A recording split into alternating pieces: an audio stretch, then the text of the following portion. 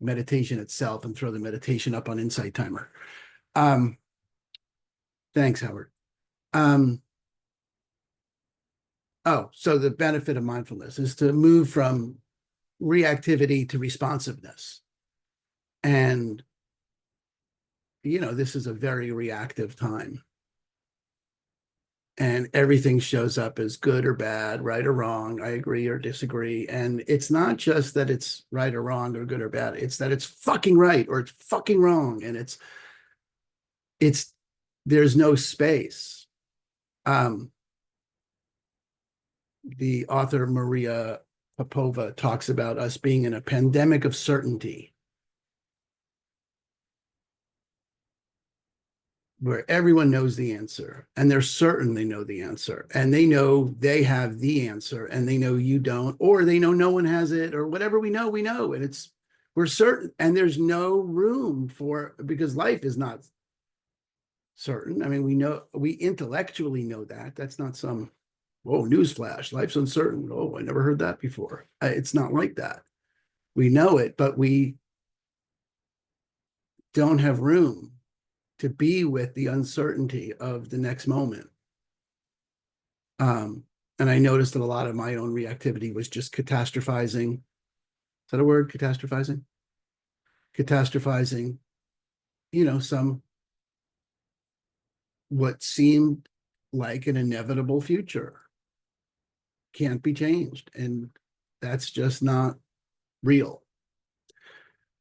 So some conversations and meditations to unlock, get unstuck, open up different possibilities of different ways to view our lives and our experience of our lives, so that we're not stuck in that pandemic of certainty for ourselves, and we have room for others to be there, and we don't have to get reactivated when we run into people that are, and we can give them space and that whole world. So, that's the background for the conversation and the meditation today. And that's sort of where we're headed. Meditation itself is probably 20 minutes or so. So I'd like to just hear from y'all, what brought you today? What are you dealing with? What had you say, yes, I'm going to spend an hour on a Sunday morning or Sunday afternoon for those of you on the East Coast. What had you come? You can unmute yourself. Just, I guess, raise your electronic hand, and then we can call on you so it stays orderly. But I'd love to hear from you what has you here. Yeah, Vanessa. Hi, good morning. Hi, good morning. Well, I'm in your other thing, the Wednesday meditation situation, which I really appreciate that you offered. And I love that it's a situation. That is the best fucking description. I love it. I'm going to market it as a situation, I think. I'm like, I hate how much it helped me to meditate on Wednesday. I am so stubborn, thinking like I know about this. I know it makes a difference, and the way what I equate meditation to is just like shutting up my brain enough to where I can just turn the volume up on my higher power, and like hear spirit or whatever, whatever, my higher self, whatever. Sure. It doesn't, I don't care what we call it, but like I heard a lot of stuff. And it was funny because I muted my laptop because it kept dinging from my text when we were doing it with like 30 people. And I actually muted you, and I'm like, oh, it's not a guided one today. I had my eyes closed. I was being such a good girl. Went like good 5-10 minutes after you guys were done. You were chatting. I opened my eyes. I'm like, oh, I didn't hear a word you said, but I got deep into my meditation. And I think the thing that brought me here is like, I want to stop resisting and keep proving to myself what a difference it makes to hear something besides this machine, Yeah. I'm so like frustrated that I have to do this all the time to get the result. Good. I hate that. I appreciate that. That's good. Vanessa, I really appreciate that. I mean, I had a note about that. And so I love that you queued it up like that, because I resent that that I need to go to the gym Right. all the time. Like I can't just have gone and that's it. I'm done. I mean, what the fuck? What do you want from me? I worked out last month. I mean, why every day with this shit? It it's sort of like that, right? Like, yeah, like the bane of my existence is, oh my God, I have to plan dinner again, like again with dinner. Again. It's like every day with this thing. So yes, it's like that. It is every day with this thing. It is dental hygiene. No one thinks, oh my God, I can't believe I got to brush my teeth twice a day. God, it's madness. Doesn't work. You brush your teeth twice a day. You meditate once a day. That's just how that is. You just and you don't do it to become a good meditator. It's not so that I'm better at meditating. I don't brush my teeth, so I'm the best teeth brusher. So it's great, Vanessa. I appreciate your authenticity in that. It's brilliant. Jilly Woolridge. Hi there. Hiya, Jill. Well, this is my first time coming on your Zoom, and I guess it's been going on, but obviously it's not my first time being with you and and creating life together. So what brought me here is I have a lot of practices Mm-hmm. that work. I sit every day. I call it sitting. Mm-hmm. And I have, I have a lot of tools. And this week did not go well for me. Mm-hmm. Really not well. And so it's like I'm like, so what brought me here is having a say in my experience. Like what are the things that I can create for myself or do to have a say in my experience? Mm. And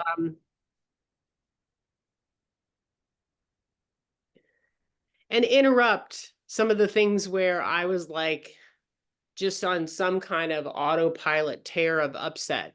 Mm. It isn't just what's happening politically, because I think that's like a really common topic. I'm confronting that my mother may be at the end of her life. Yeah. And so it's and so therefore my job got super challenging this week because all this other I felt so wonky. And so really is just coming back to I have a say in my experience. I'm not just limited to, Yeah. trying to think that somehow Netflix is going to make me feel better, or watching another political podcast, listening to another political podcast somehow going to make me feel better. It's not that's going to make me feel better, or even meditation's going to make me feel better, but there's something I can be cause of. So great. I love it, Jill. Thanks. Really great. Really great. Appreciate your being here. And yeah, I think this will make that difference. Yeah. Thank you. Great. Good morning, Alan. Good morning, Aaron. So what brought me here was the same thing that brought me to the series. My wife bought me a towel that said, "I've been tested for patience and I'm negative." Yes. I don't have any bandwidth. I think, kind of paraphrasing what you had said, it's like it feels like I'm that rubber band that's just stretched as far as it can go. Yeah. And I've walked around probably for months before the course started saying, I hate people that just fucking hate people.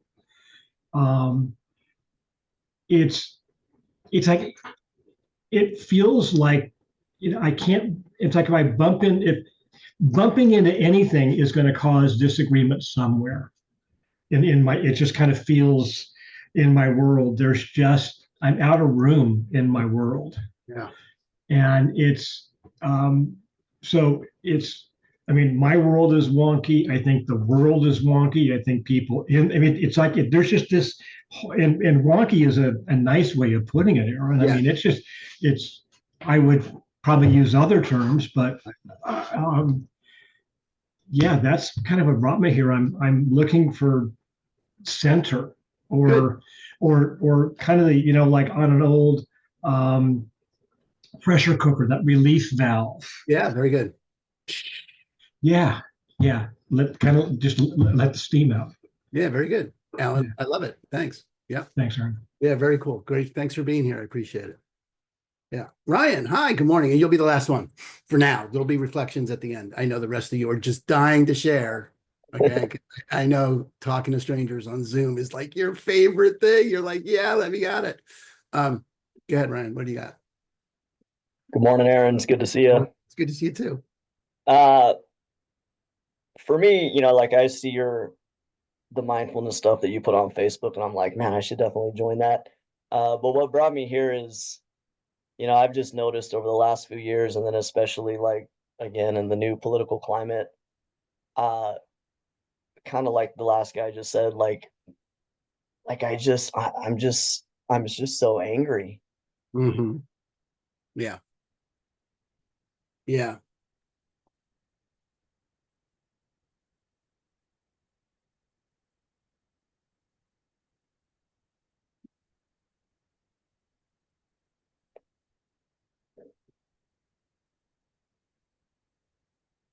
Anything else about that?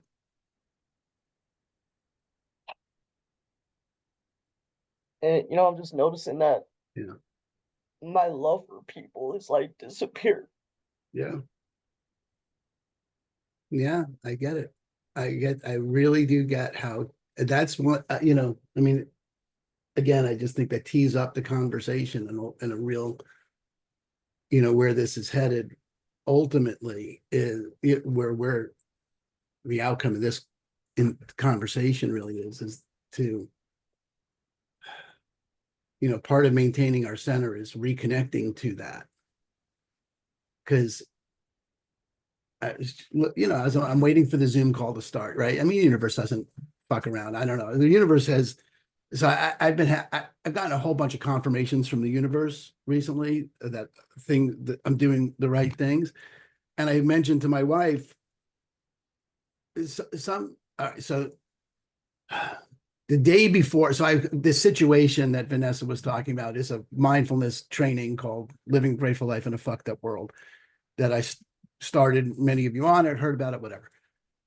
And we had like 45 people registered. It was great. Tuesday night, the night before the thing is going to start, I'm at my local Vipassana Sangha, and I'm sitting, and the teacher's talking, and she's reading about Norman Fisher, who is a Zen master, author, right? And he has done he's written a book called Training in Compassion, Zen Teachings of the Practice of Lojong. I wound up buying it because Lojong is a school of thought in Buddhism that has 59 slogans, and there are these short, pithy little slogans that sort of, they become earworms. You get a song in your head, you can't get it out, you get one of these earworms in your head, but rather than driving you crazy, like I'm never going to give you up, it begins to alter your view of life. And so he's written a book on that, and Buddhism is, the entire purpose of Buddhism is to generate loving compassion for all beings. There's no other agenda in Buddhism but that. And so he's written a book about commenting on these slogans, and he's got them broken down into chapters. And the last chapter, which is the chapter we're talking about this night that I'm there, is called Living with Ease in a Crazy World. And I just thought, okay, well, that's just fucked up. Like that's the universe. Like, okay, I'm starting living I've never heard of this. This isn't something that I was familiar with before I named my course. And the next morning I was talking to my wife about, it's like the universe I said, the universe rarely speaks to me so clearly in terms of confirmation for something.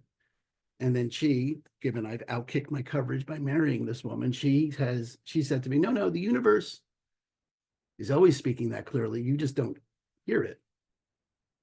And so I'm just sitting, we're sitting here this morning I'm preparing, you're getting on the call, and I've started Training in Compassion. I started the book, and really in the introduction, here's what he says. We're programmed by evolution.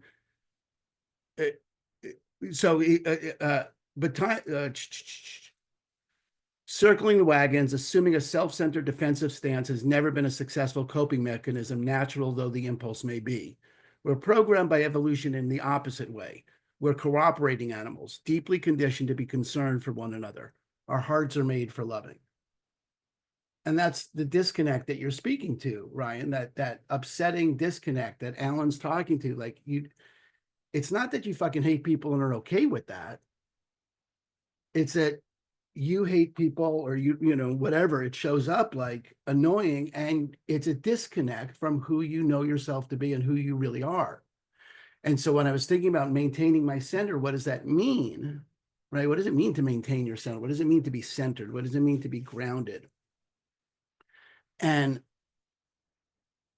I think, you know, what I've come to about it is it does mean reconnect that groundedness in who that part of us that is deeply concerned for the quality of life for all beings.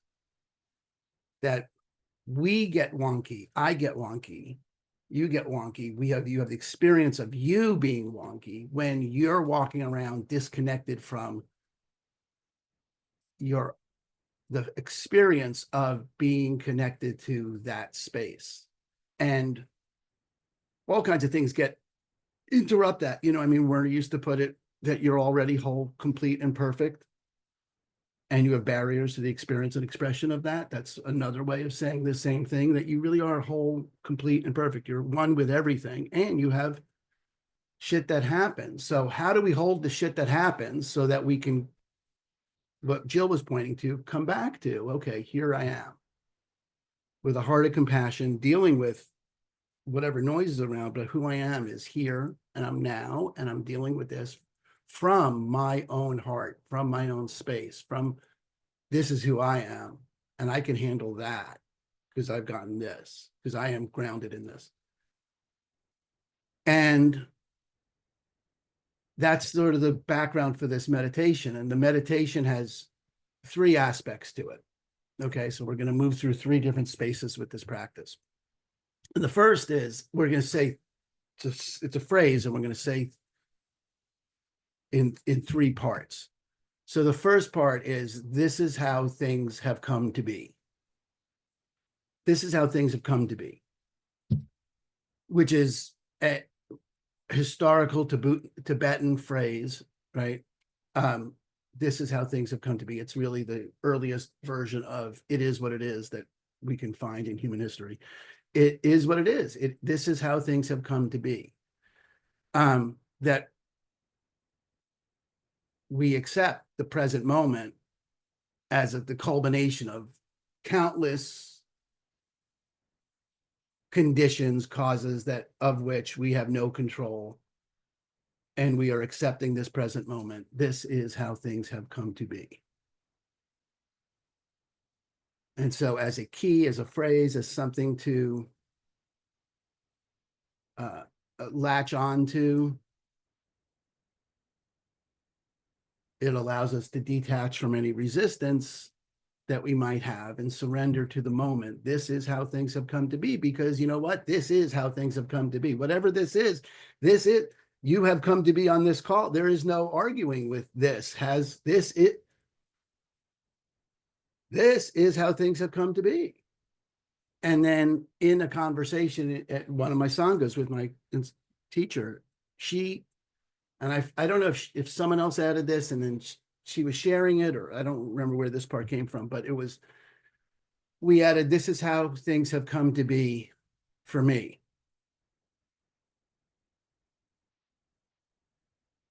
And when you add when you add the for me,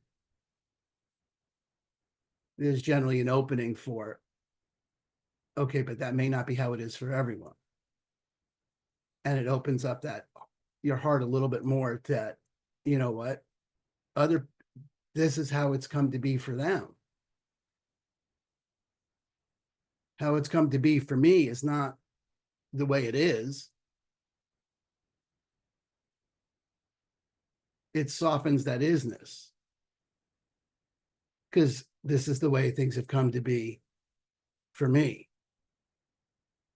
And you can sit with that for a few minutes. And then my family has a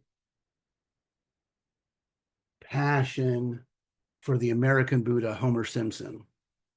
And we are guided by the great yellow god Buddha, Homer. And so I don't know if you're as geeky about lines in movies as we are, but you know, there are certain phrases that around my family that you can just say and the reference is immediate.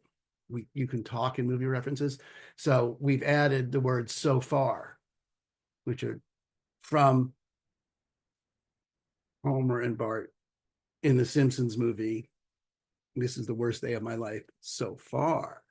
So, but when you add so far, this is how things have come to be for me so far. It changes the quality of the conversation again. So it's not just this is how things have come to be for me so far. It opens up a whole different experience of the world of it. So we're going to go through that progression, spending a few minutes at each phrase, and I'll give them back to you during the meditation so you don't have to worry about it. Yeah, I think that's all. I think anything else I say about it will just be unnecessary. So hang on, let me turn off my heater.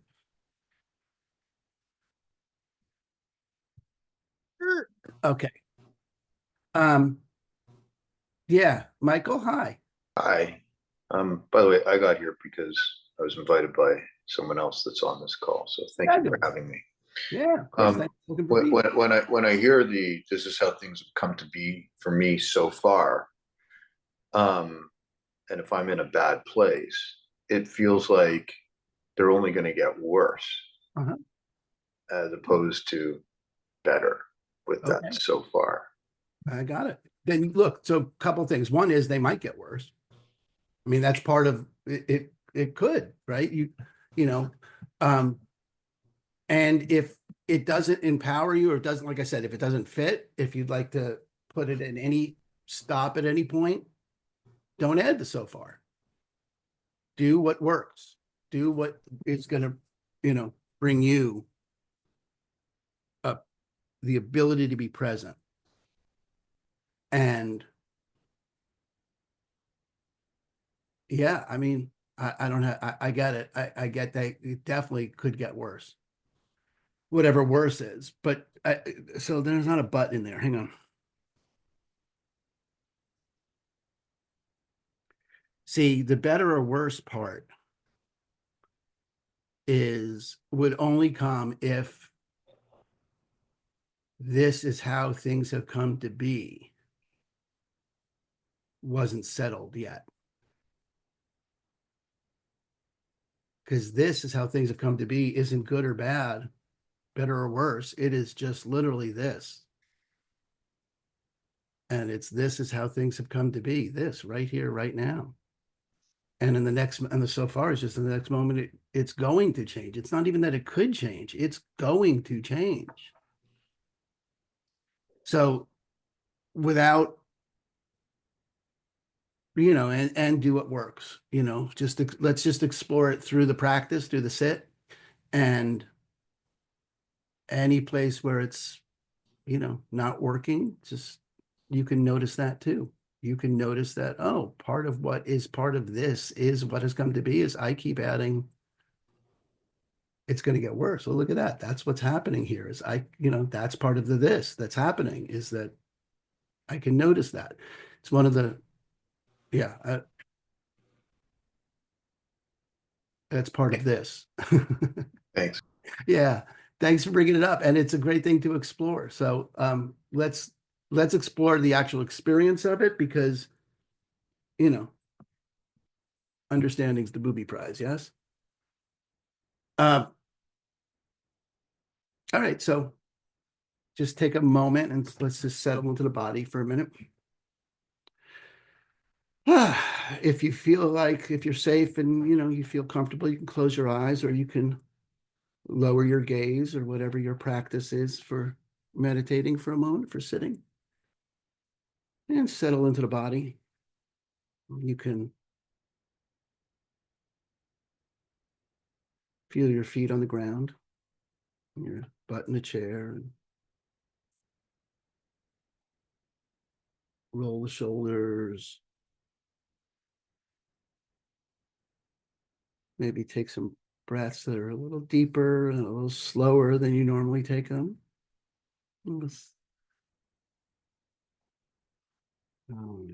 Finding a posture that's alert, but not stiff.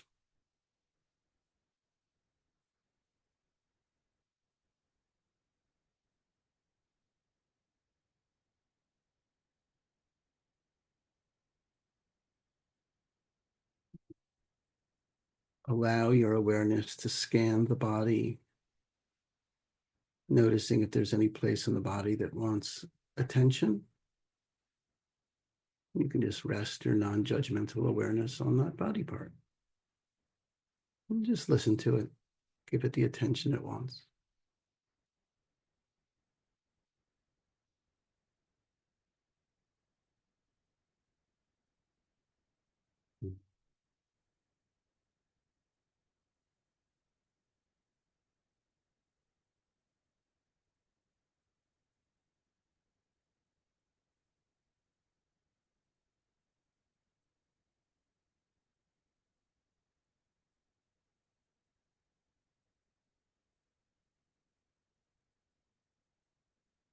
And bring your awareness back to the breath.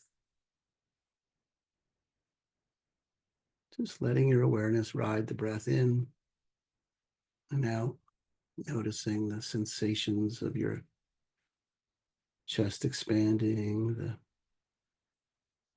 temperature of the air as it goes in and comes out. Just might help if you said in and out. If you need to anchor your awareness a little more strongly to the breath, you can do that.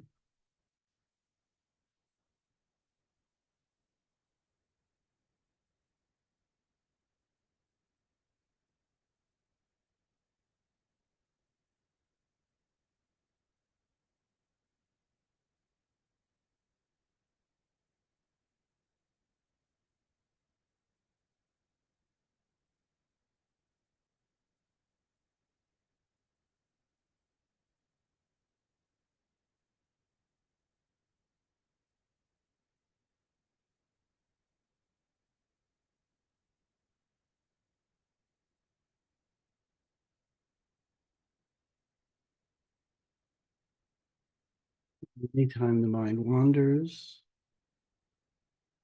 the breath is always there to come home to.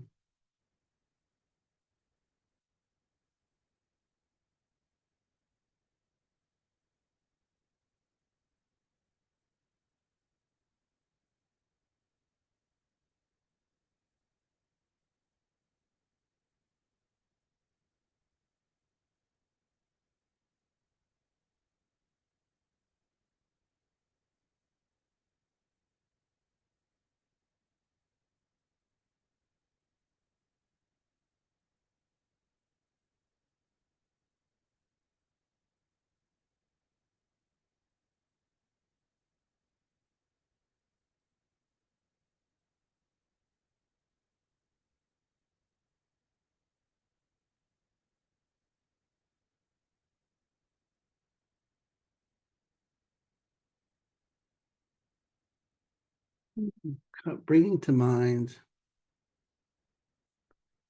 an area you find challenging, a specific person or a scenario or a situation or relationship. Let's not do something traumatic. It's just a 20-minute meditation. So pick something that's challenging and bring that to mind.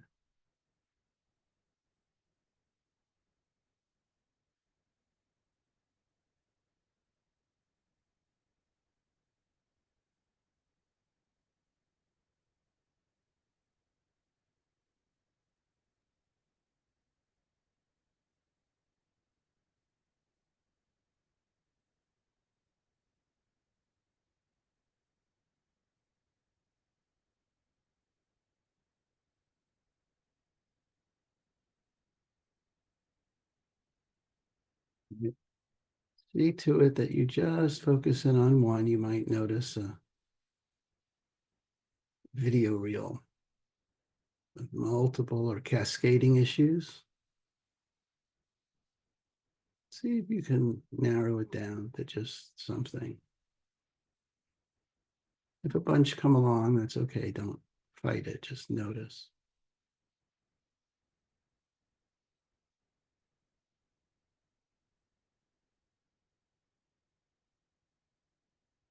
And notice where in your body you feel that challenge. What does that challenge feel like for you? Is it where in the body do you feel it? And just tune into the sensations of the emotions in the body.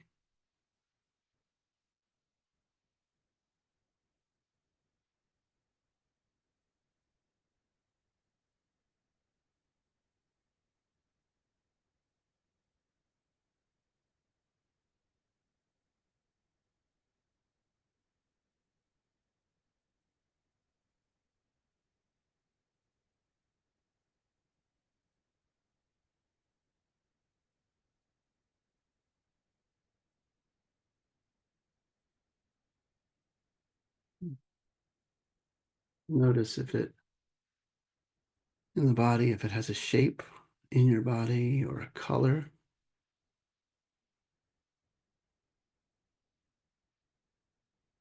Does it have a weight or a temperature or size? Just really tune into what it feels like for you to have this challenging area in life.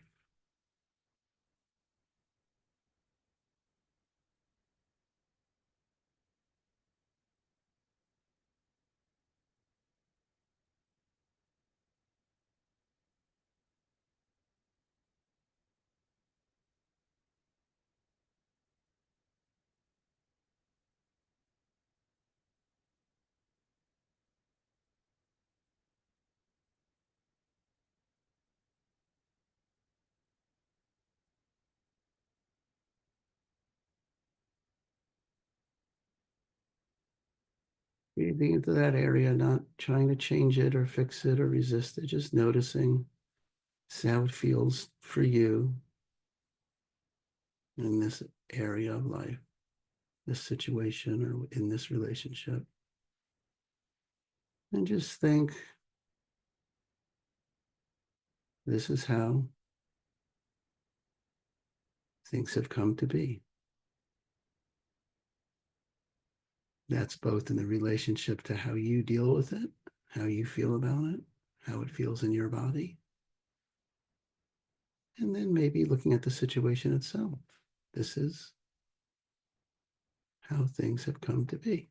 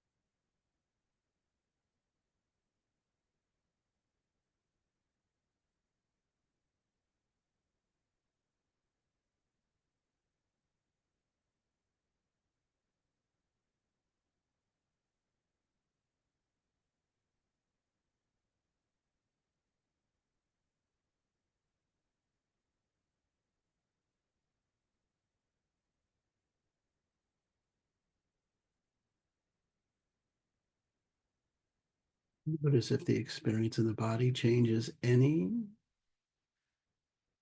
as you approach the situation with the level of acknowledgement and acceptance that this is how this has come to be.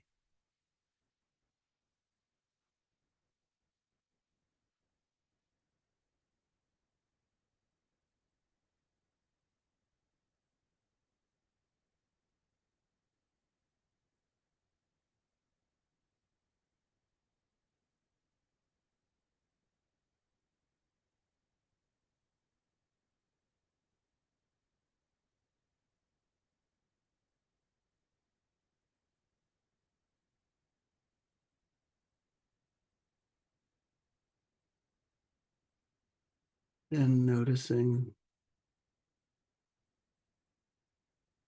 this is how things have come to be for me.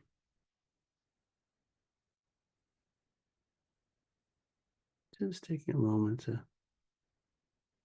own the perspective. This is how things have come to be for me.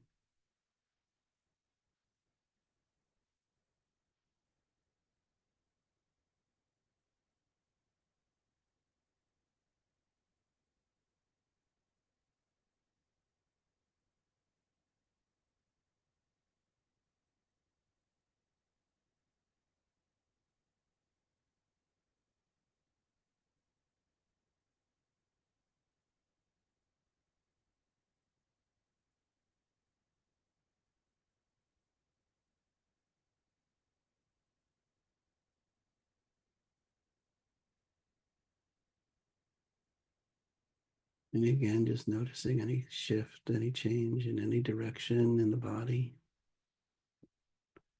And if there is, then you can think, this is how this has come to be for me around any change. It's always, this is how this has come to be for me.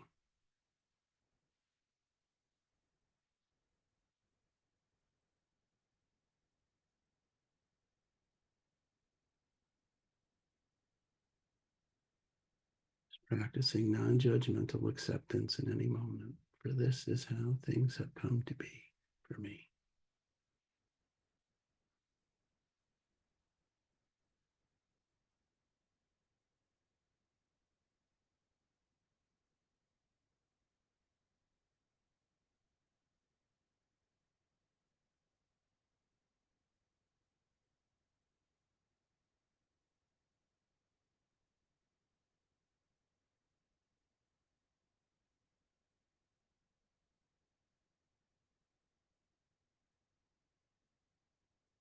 Putting up one more time.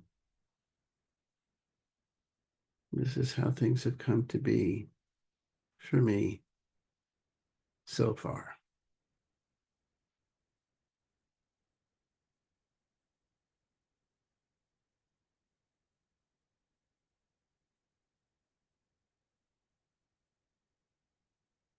Acknowledging the impermanence of life, accepting that all things change.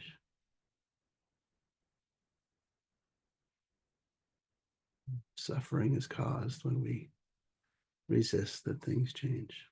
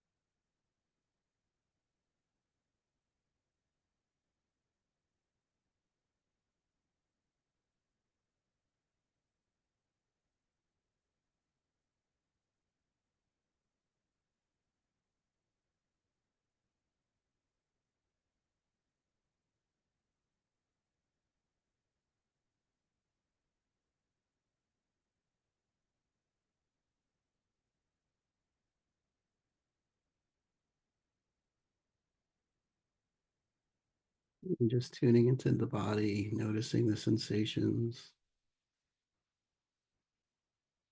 You look at yourself in your life, this area in your entire life, as this is how things have come to be for me so far.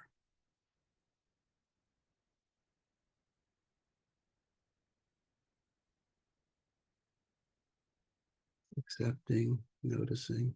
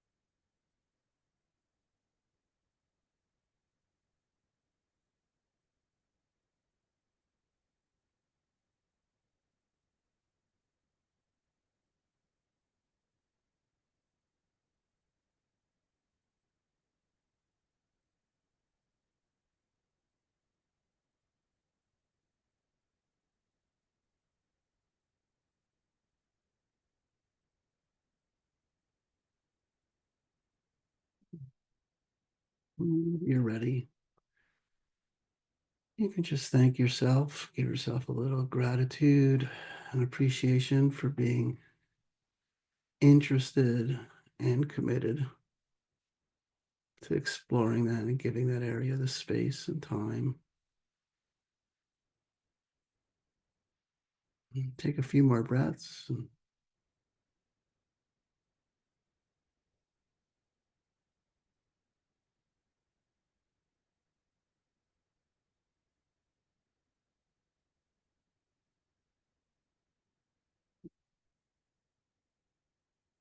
when you're ready, you can just open your eyes and come on back.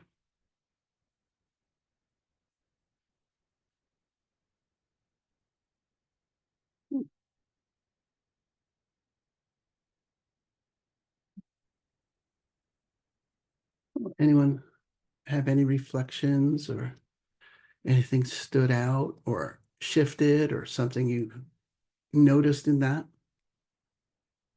Cam, hi. I'm a fan.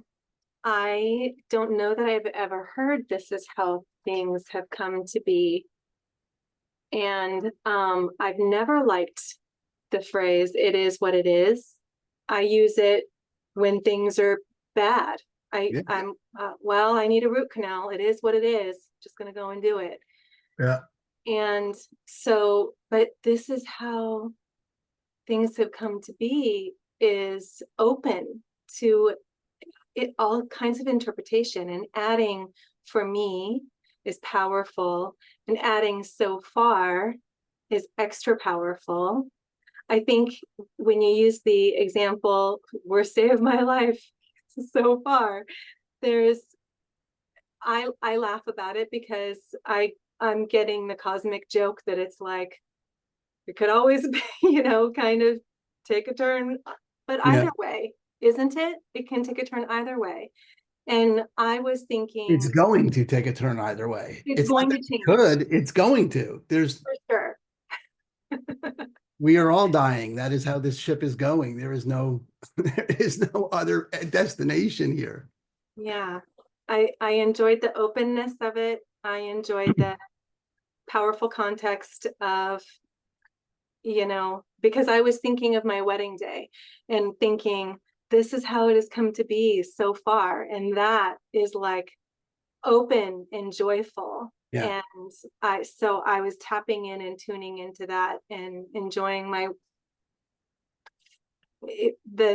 it sounds strange, but enjoying the struggle between my discerning mind, which was judging and thinking, and my witnessing mind, which was allowing me to experience what was there to experience. So thank you. That's a gift. You're welcome.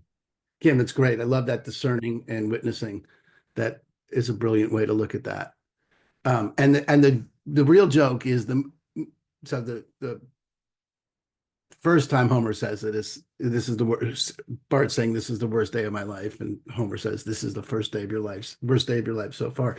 But the movie ends with this is the best day of my life, and then Homer says this is the best day of your life so far.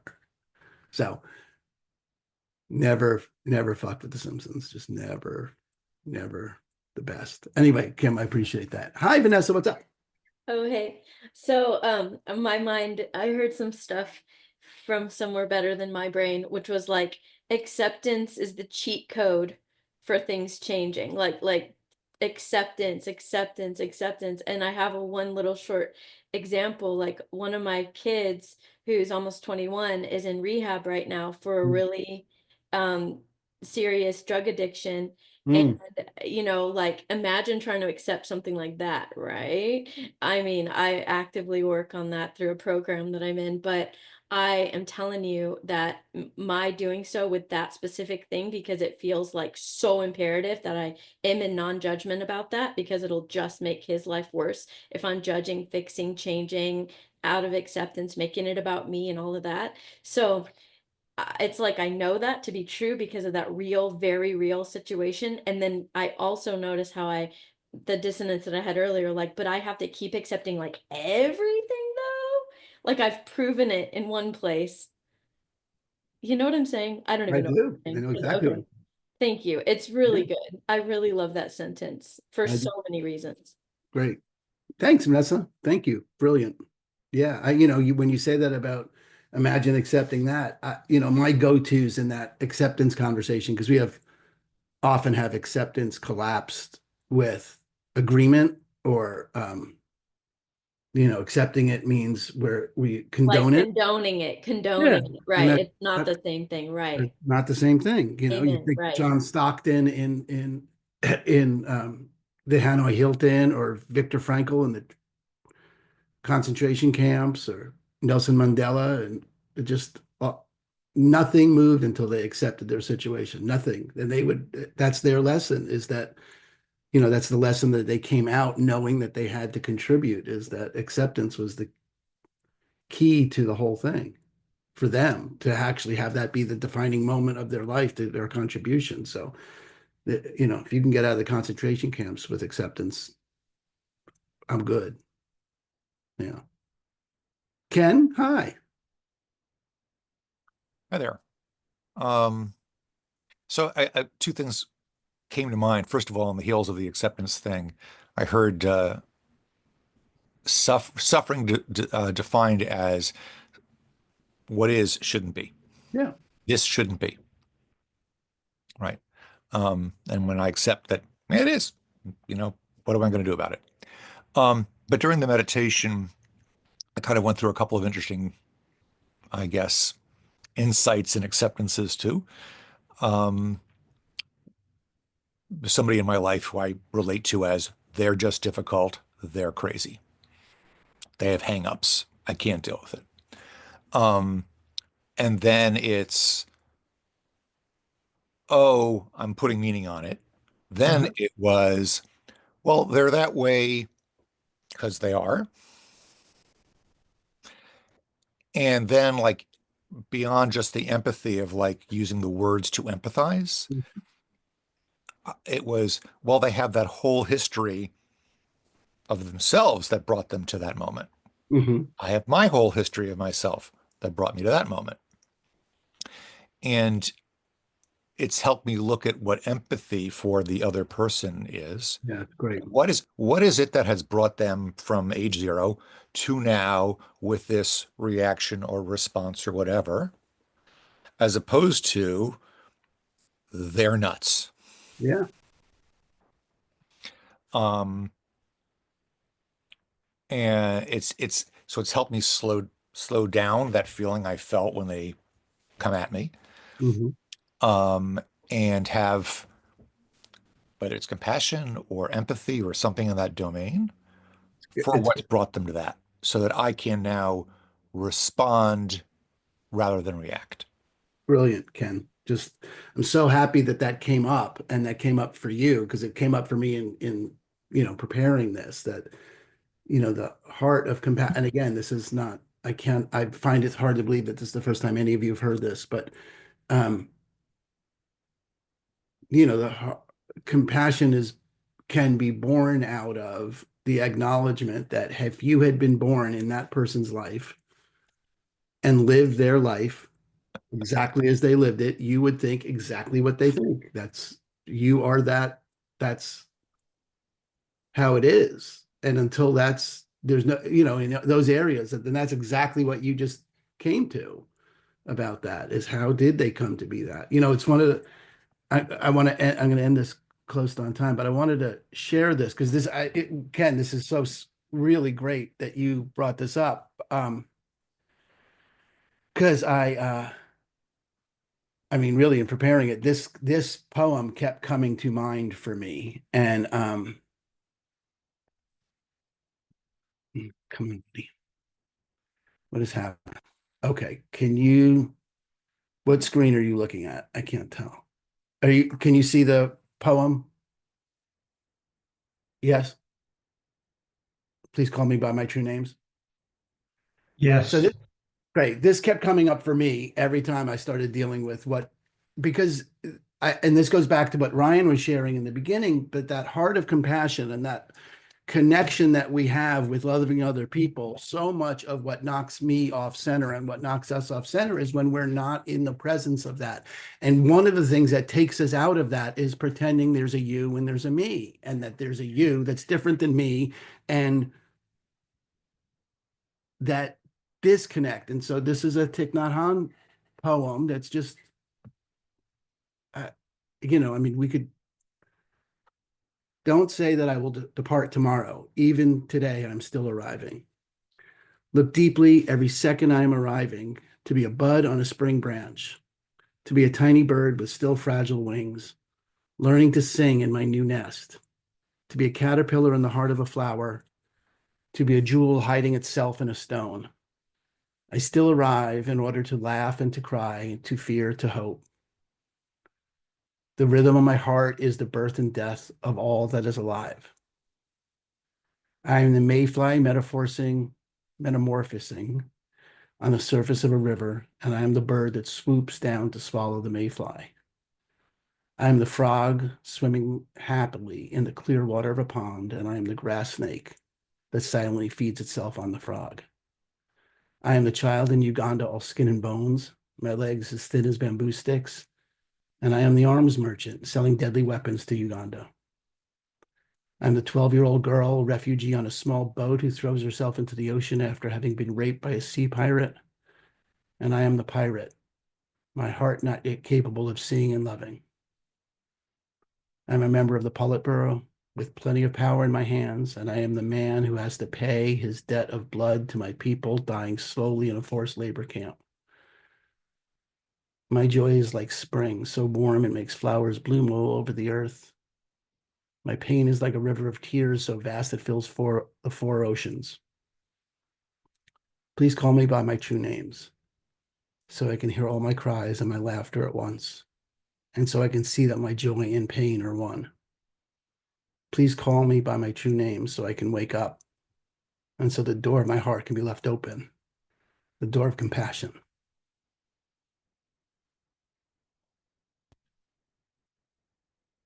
And that poem just sticks with me. I mean, in this particular context, especially, kept coming up for me about there's some connection between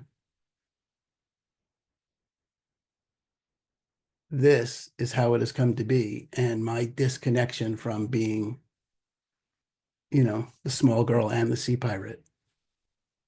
And that inquiry and that conversation just gives me, it's a lifetime inquiry conversation about connecting those dots. But I think Ken speaks directly to what you were talking about. And to Ryan, you know, just to wrap it between the two of you, just that's when we can get that level of compassion, we're centered. That's grounded. World's gonna be wonky, but we're all the things that are wonky. So we're not wonky because we're all of it. And you can just bring some peace to yourself by thinking meditating on this is how it has come to be, even if it's just this is how it's come to be in my body. This is the way my body is reacting right now to this.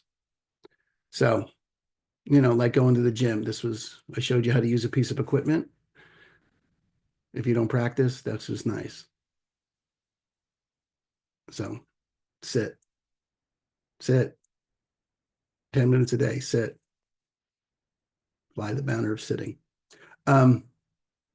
That's what I got. I hope this was useful. If anyone wants to stick around at the end and give me some feedback, that would be great. You certainly don't have to. It's 11 o'clock and that's when we said we would be done. So I appreciate your being here. And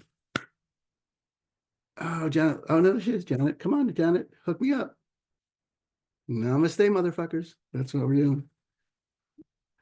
So thank you very much for being here. Okay. Hey, Aaron. It was great. I do have a quick question. Yeah. The book that you started off, you said Pandemic of Certainty. Yeah, Maria Popova. She's a blogger and an author.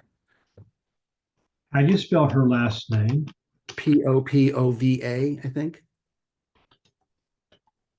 Okay, Yeah, thank you. Yeah, it's a great word. Yeah, it's a great concept. Yeah. Yeah, Dan Harris was sharing about her, and I love Dan Harris. So, Yeah. great. Good. All right. Well, anyone have any feedback about the event? It's my first one of these things. So hang on, let me stop the recordings. I don't need you to, I don't need everyone to know. There we go.